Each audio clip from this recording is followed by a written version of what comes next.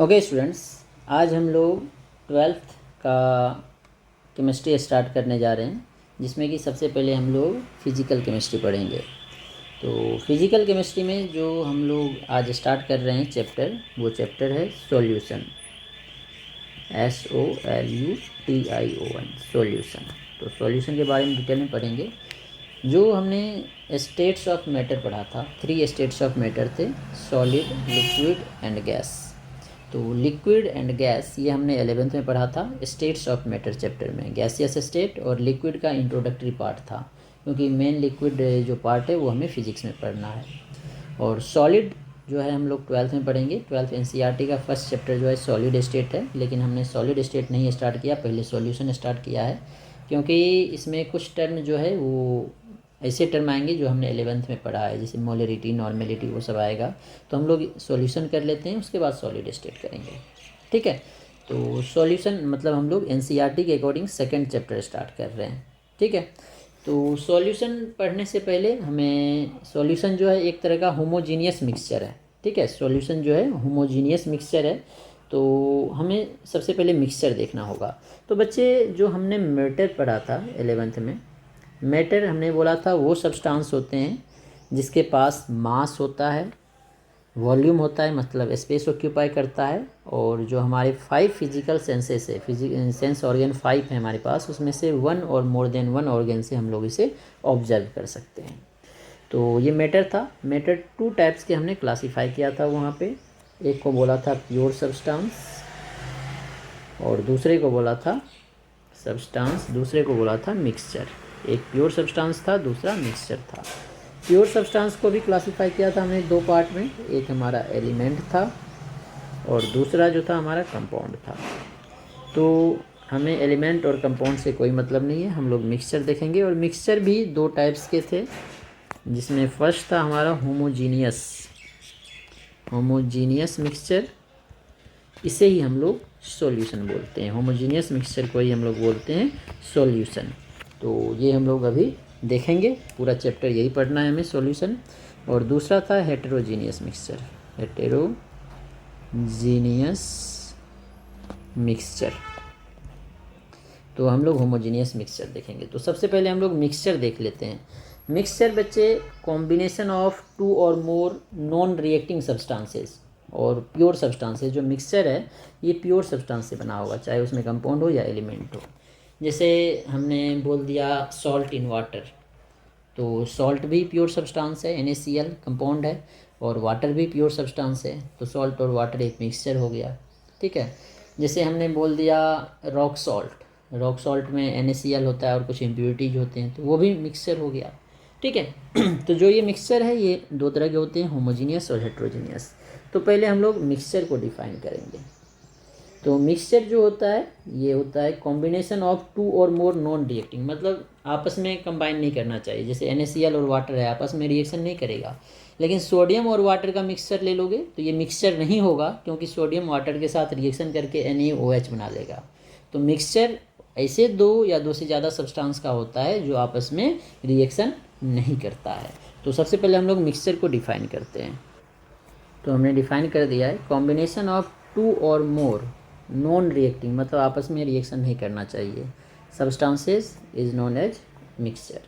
जैसे हमने एग्जांपल के लिए NaCl इन वाटर लिया, सॉल्ट इन वाटर जैसे बोल सकते हैं, तो ये एक हो गया मिक्सचर, क्योंकि NaCl वाटर से रिएक्शन नहीं करेगा, ठीक है। इसके अलावा जैसे हमने एयर ले लिया, तो एयर भी मिक्सचर है, क्योंकि उसमें बहुत सारे गैसेस होते हैं, ऑक्सीजन है, हाइड्रोजन है, CO2 एट्सेट्रा है। ब्लड है, ब्लड भी हमारा मिक्सचर है, क्योंकि इसमें वाटर है, हेमोग्लोबिन है, बहुत सारी चीज़ होते हैं। रॉक्स हो गया, इसमें भी बहुत सारी चीज़ होती हैं एट्सेट्रा। तो ये हमारे मिक्सचर है, ठीक है। अब जो मिक्सचर था ये भी हमने 2 टाइप में क्लासीफाई किया, होमोजीनियस और हेटेरोजीनियस। होमोजीनियस मिक्सचर वो होगा जो सिंगल फेज में एग्जिस्ट करेगा, मतलब जिसमें एक ही फेज दिखेगा, एक से ज़्यादा फेज नहीं दिखेगा। जैसे कि हमने सॉल्ट को वाटर में डिजॉल्व किया तो हमें सिर्फ एक ही फेज दिखता है, लिक्विड, सॉलिड नहीं दिखता है, सिर्फ लिक्विड दिखता है, तो वो होमोजीनियस है।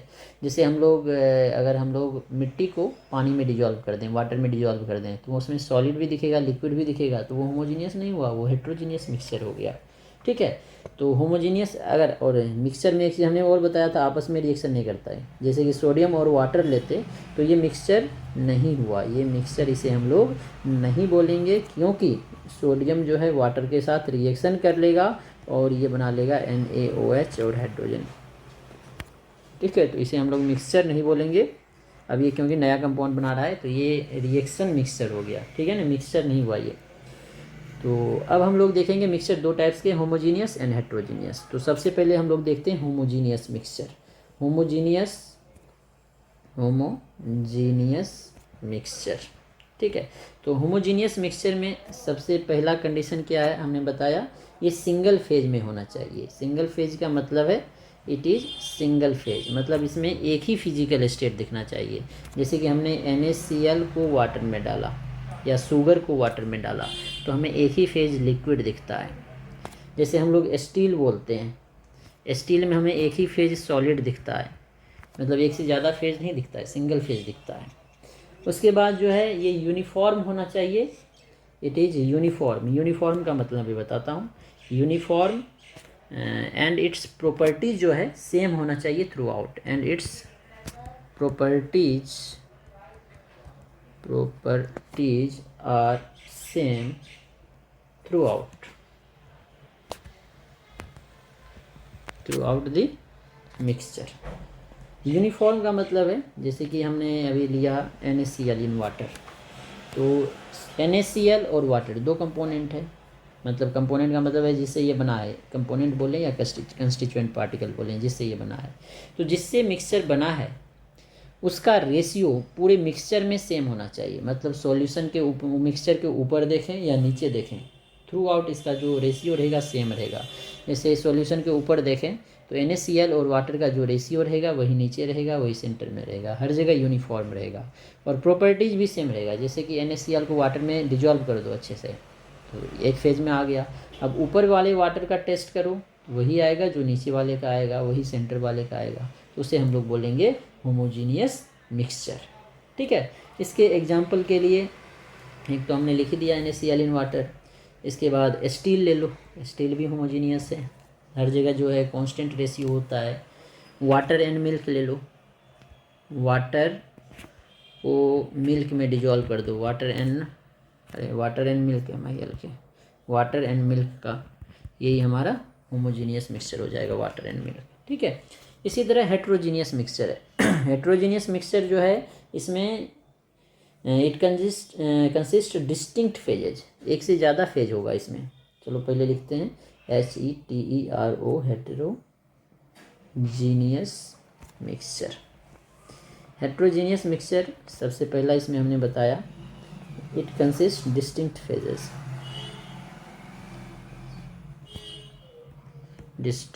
फेजेस,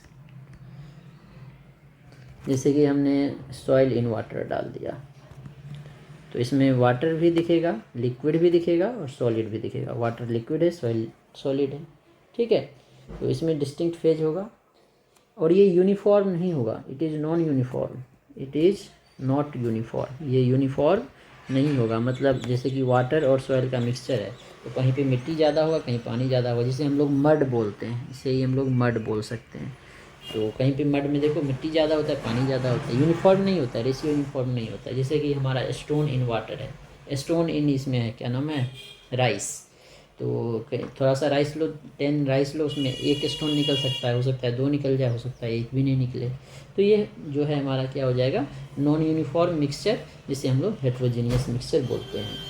और जो इसके कंपोनेंट होते हैं उसे हम लोग आँख से देख सकते हैं, इट्स कंपोनेंट, लेकिन होमोजीनियस को नहीं देख सकते हैं। होमोजीनियस के कंपोनेंट, इट्स कंपोनेंट उसमें भी ऐड कर देंगे, can be seen by naked eye, इसके कंपोनेंट को हम लोग अपनी खुली आँखों से देख सकते हैं।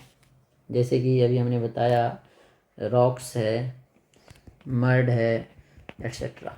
मड में जो कंपोनेंट है जैसे कि हमारा वाटर एंड सॉइल है, उसे हम लोग अपनी आँखों से देख सकते हैं। उसी तरह हम इसे जो है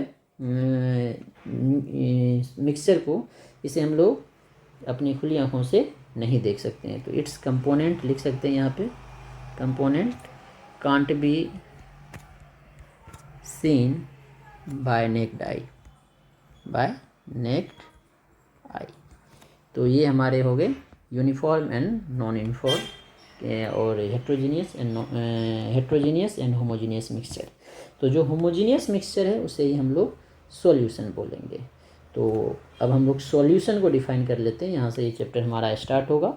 तो सॉल्यूशन हमने बोला ए होमोजीनियस मिक्सचर ऑफ टू और मोर नॉन रिएक्टिंग कंपोनेंट, मतलब मिक्सचर भी होमोजीनियस का मतलब ही है उसमें टू और मोर नॉन रिएक्टिंग होगा। अब ऐड भी कर देते हैं। Whose composition can be varied within a certain limit is known as solution. जैसे वाटर है, NaCl ऐड कर रहे हैं, ऐड हो रहा है, एक टाइम ऐसा होगा कि अब वो ऐड नहीं होगा, अब वो मतलब प्रेसिपिटेट होने लगेगा, क्योंकि वाटर की कैपेसिटी है कितना अमाउंट ऑफ NaCl को वो डिजॉल्व कर पाएगा। अगर उससे ज़्यादा लिमिट होगा तो वो फिर डिजॉल्व नहीं होगा, प्रेसिपिटेट होगा। और जहाँ से प्रेसिपिटेशन स्टार्ट हो जाएगा, डिजोल्यूशन रुक जाएगा, उसे हम लोग बोलेंगे सेचूरेटेड सॉल्यूशन।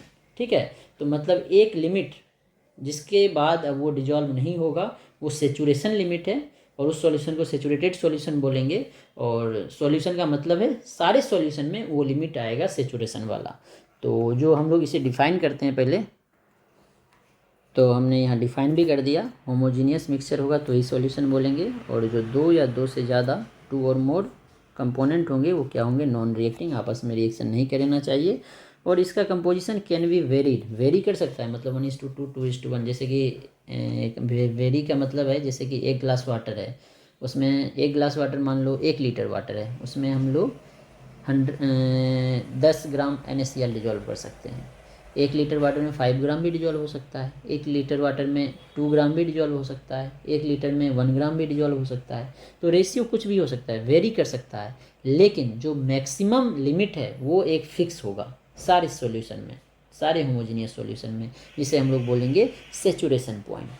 तो जो होमोजीनियस सॉल्यूशन है इसकी कुछ प्रॉपर्टी होगी। फर्स्ट प्रॉपर्टी होगी ये होमोजीनियस होगा, जिसे हम लोग होमोजीनिटी बोल सकते हैं, होमोजीनिटी इसकी प्रॉपर्टी होगी।